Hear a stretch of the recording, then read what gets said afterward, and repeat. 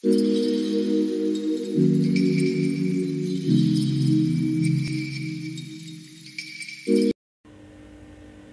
sahabat bidan, kembali lagi ke YouTube channel aku. Jadi aku di sini mau sharing tentang PKTBT bidan PKM dengan formasi bidan ahli pertama ya, atau D4. Seperti pembahasanku di video sebelumnya, PKTBT itu adalah penguatan kompetensi teknis bidan tugas yang diberikan dengan tujuan untuk memperkuat kompetensi teknis umum administratif atau KTU dan kompetensi teknis substantif atau KTS. Untuk beberapa daerah mungkin agak berbeda ya dari segi format pelaporannya, tapi tetap sama untuk tujuan dari PKTBT itu sendiri. Jadi ada beberapa teman-teman yang DM aku melihat contoh format pelaporan PKTBT mereka itu agak sedikit berbeda ya, kayak di Pulau Jawa gitu. Mereka dalam bentuk makalah ya aku lihat. Terus kalau aku di sini dia hanya bentuk beberapa lembar aja ya teman-teman, nggak bentuk makalah gitu, karena nantinya dia bakal digabung dengan rancangan aktualisasi kita. Maksud saya itu laporan aktualisasi, nanti dia dijilid satu kali ya teman-teman. Oke, balik lagi ke masalah PKTBT ya. Di sini PKTBT aku ya yang di video sebelumnya itu agak berbeda dengan teman aku, karena aku kan udah konsul dengan kasubit aku ya di bidan pelayanan, sedangkan teman aku ini dia konsulnya dengan bitkornya ya, jadi tergantung tempat kerja kita ya. Tapi sebelum kita membuat PKTBT ini, kita bakal dikasih arahan dari panitia pelaksana latsar. Oke, kita masuk ke pelaporannya ya. Di sini kita lihat punya teman aku ya. Di sini yang pertama itu di standar kompetensinya dia mengambil pengembangan diri dan profesionalisme. Jadi di sini standar kompetensinya itu mengarah pada penambahan wawasan tentang ilmu kebidanan, spesifiknya itu ilmu pengetahuan bidan untuk praktek atau keterampilan ya.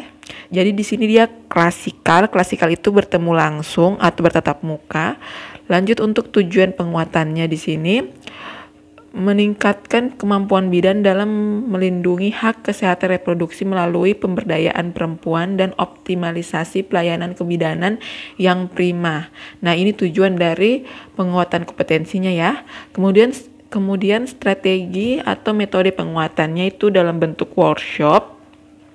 Terus mata pelatihannya di sini bidan melindungi hak kesehatan reproduksi melalui pemberdayaan perempuan dan optimalisasi pelayanan kebidanan yang prima.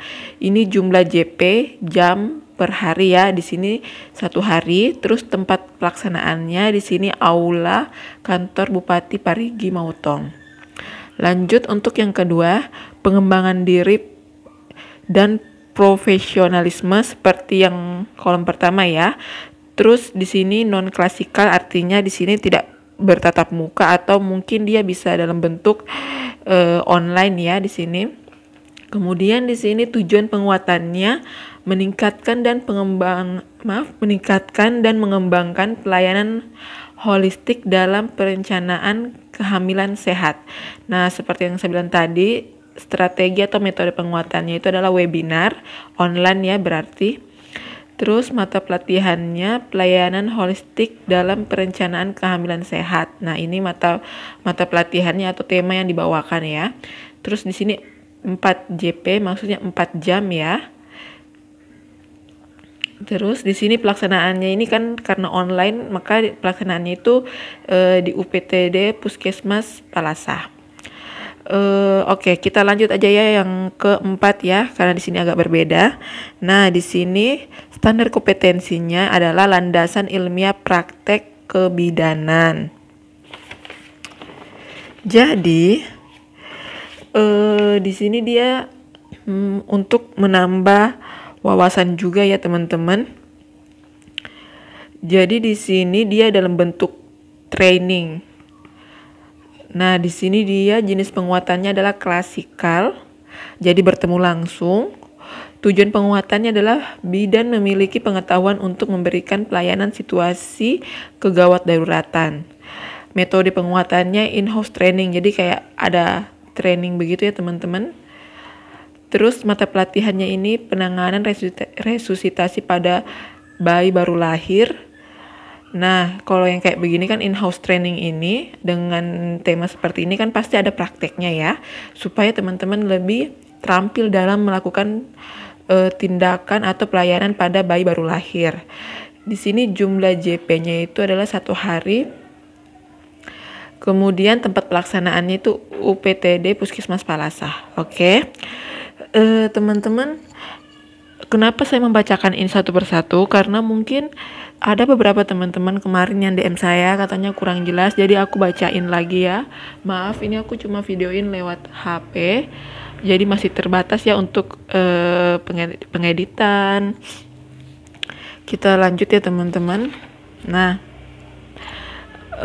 oke. Ini juga ada ya yang berbeda dari sebelumnya. Di sini adalah untuk standar kompetensinya yaitu landasan ilmiah praktek kebidanan seperti tadi ya. Terus klasikalnya dia di sini dia klasikal. Tujuan penguatannya itu bidan mampu memberikan penanganan situasi kegawat daruratan dan sistem rujukan. Terus ini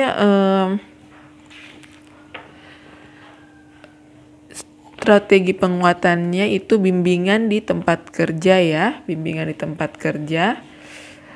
Kemudian mata pelatihannya itu memberikan penanganan situasi kegawat daruratan dan sistem rujukan bagi ibu hamil yang terjangkit virus COVID-19.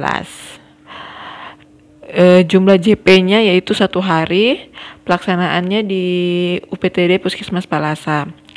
Jadi kalau ada teman-teman juga kayak bimbingan di tempat kerja bisa dimasukkan dalam PKTBT. Thank you for watching. Jangan lupa klik salah satu akun media sosial saya dan tunggu video selanjutnya.